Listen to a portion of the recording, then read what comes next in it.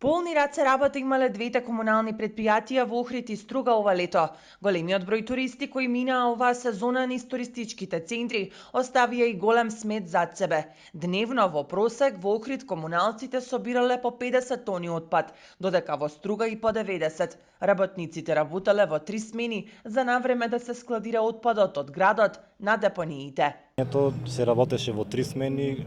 Дневно се правеа по 20 тури, околу 20 камиони, значи дневно во просек одвезува отпад до депонијата Буково.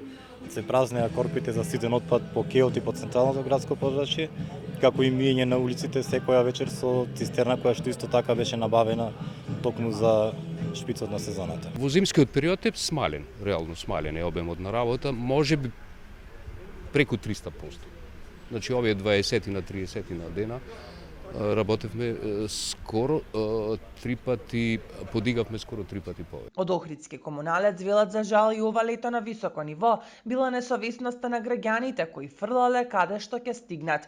Истото се случувало и во Струга. Во текот на целото лето имаше некои поситни проблеми кои што беа пред се најчесто последица на несоодветно третирање на отпадот од страна на дел од граѓаните, како и на последица на дел од они групи млади граѓани кои што прават седенки во вечерните часови по парковите, по дворовите од училиштата, пристаништето и слични такви локации каде што зад се остава ситен отпад кој што представуваше грда слика, меѓутоа успеавме да се справиме и со тие, да речам, девијантни појави и оставање на отпад на места каде што не е предвидено. Најчесто се работеше, значи, чаршискиот дел, имаме 2 до 3 локации каде што не можевме во текот на пладневните часови да действуваме со сопствената механизација, тоа го правевме во ноќните и утринските часови и действувањето на цистерната, значи полевањето, чаршискиот дел каде што навистина имаше остатоци од